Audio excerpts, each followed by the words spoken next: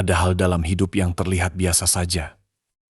Sampai kita menyadari bahwa biasa itu ternyata hanya dari sudut pandang manusia yang belum pernah terganggu oleh sesuatu yang tidak kasat mata. Barang bekas misalnya. Bagi sebagian orang, itu hanya soal hemat. Baju layak pakai dengan harga murah, tas branded yang masih bisa dipakai, sepatu yang masih kuat dipakai kerja.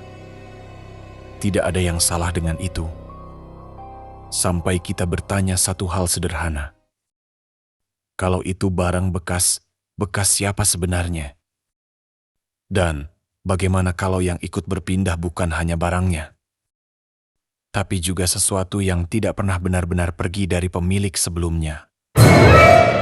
Dua sahabat ini tidak pernah memikirkan hal itu. Mereka hanya anak kos biasa. Hidup sederhana, kerja di pabrik, dan setiap akhir pekan mencari kebahagiaan kecil dari pasar thrifting. Sampai suatu hari, mereka menemukan sebuah gaun. Gaun biru satin dari Singapura, cantik, bersih, murah. Terlalu sempurna untuk sebuah barang bekas. Dan sejak gaun itu dibeli, hidup mereka tidak pernah kembali sama. Sebelum kita masuk ke ceritanya, coba tulis di komentar kalian lagi dengar kisah ini dari kota mana. Buat yang belum subscribe, jangan lupa subscribe dan nyalakan lonceng notifikasinya biar nggak ketinggalan cerita horor terbaru dari Arsip Horor Malam. Semoga kalian selalu diberi kesehatan, rezekinya lancar, dan dijauhkan dari hal-hal yang tidak terlihat. Inilah Arsip Horor Malam.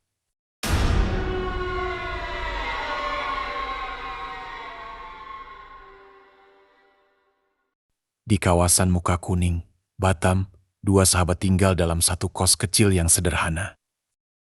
Namanya Rani dan Siska. Mereka bukan orang istimewa.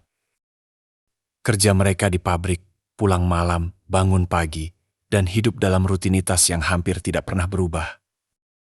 Tapi di tengah hidup yang sederhana itu, mereka punya satu kebiasaan yang membuat hari-hari mereka terasa sedikit lebih ringan. Thrifting.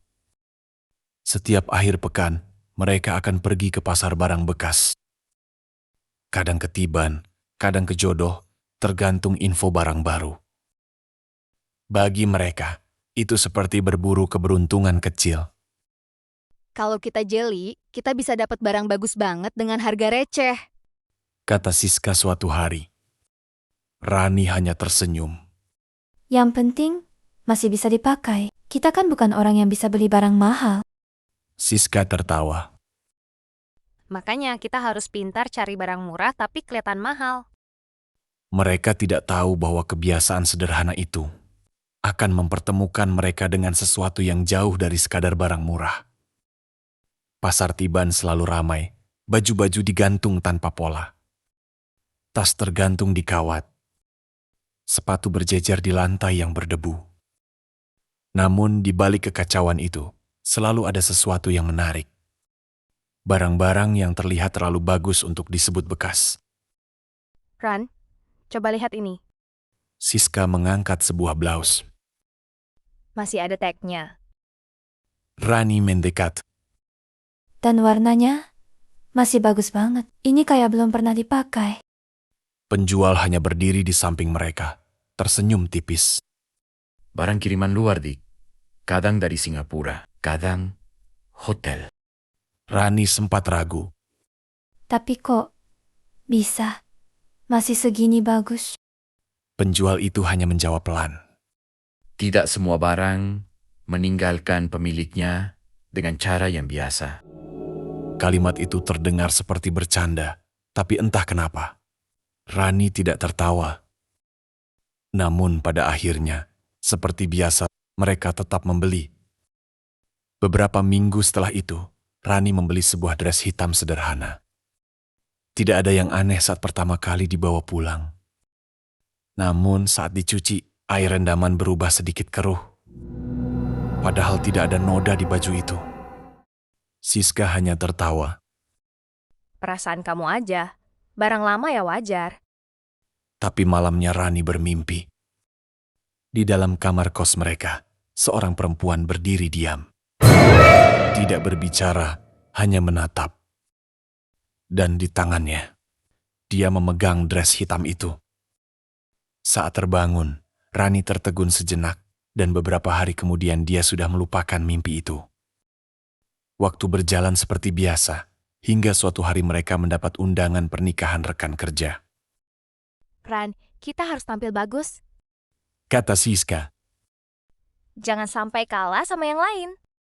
Rani mengangguk. Ya sudah, kita cari baju di jodoh. Hari itu mereka pergi tanpa ekspektasi apa-apa. Mereka sudah berkeliling dari ujung ke ujung selama hampir 1 jam. Namun di antara banyaknya barang, satu gaun menarik perhatian mereka. Gaun biru satin. Digantung tersendiri. Seolah sengaja dipisahkan dari barang lain. Biru tua. Halus. Tidak ada noda, tidak ada bekas pakai. Bahkan tag brand masih ada. Harga segini serius. Siska terkejut. Penjual hanya tersenyum tipis. Kalau cocok, ambil saja. Rani merasa ada sesuatu yang janggal. Kenapa rasanya kayak sengaja ditaruh di sini ya? Siska langsung menepis. Kamu kebanyakan mikir. Dan gaun itu pun jadi dibeli dan dibawa pulang. Di kos, Siska mencuci gaun itu dengan sangat hati-hati. Rendam sabun, pewangi, dan pelembut. Namun air rendamannya mengeluarkan bau yang tidak biasa. Seperti bau lama yang tidak bisa dijelaskan. Ini normal gak sih? Siska bertanya. Rani hanya diam sebentar. Mungkin karena barang lama. Namun sejak malam itu, Siska mulai berubah. Awalnya sederhana, Siska jadi lebih pendiam. Lalu sering menatap kosong. Dan kadang berbicara sendiri saat malam. Dia masih di sini. Rani mulai khawatir. Sis, kamu ngomong sama siapa? Siska tersentak. Ran, kamu gak lihat dia? Lihat siapa? Siska tidak menjawab. Hari pernikahan tiba. Siska memakai gaun itu. Rani memandangnya. Cantik banget kamu hari ini. Namun di perjalanan, Siska mulai gelisah. Ran, aku ngerasa aneh. Kenapa? Kayak ada yang ikut pakai gaun ini. Rani tertawa kecil. Udah, itu cuma perasaan kamu. Tapi Siska tidak tertawa. Di dalam gedung, beberapa orang mulai memperhatikan Siska. Terlalu lama.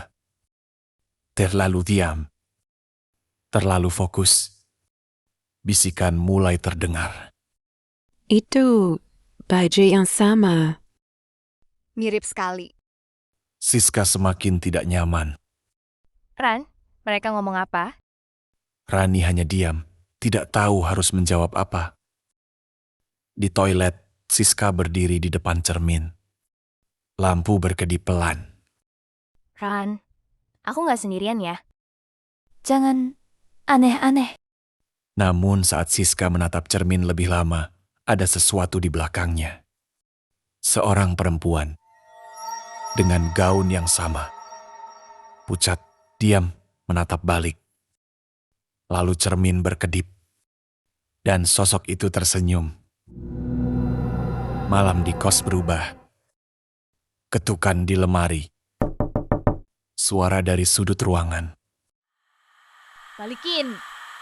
Ini bukan milikmu. Siska mulai takut.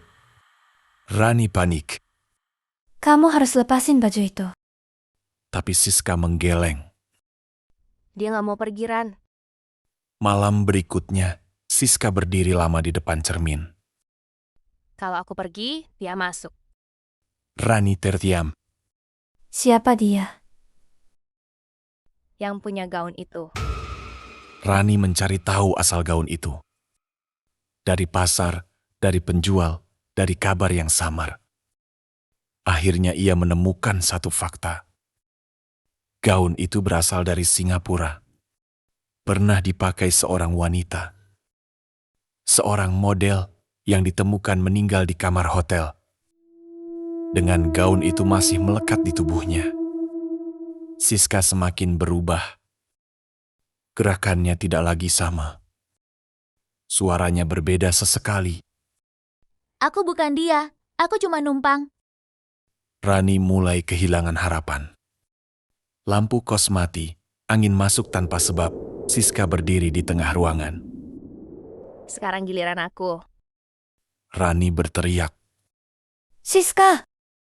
Cermin pecah dan dalam sekejap Siska menghilang. Pagi hari kos kosong. Tidak ada Siska.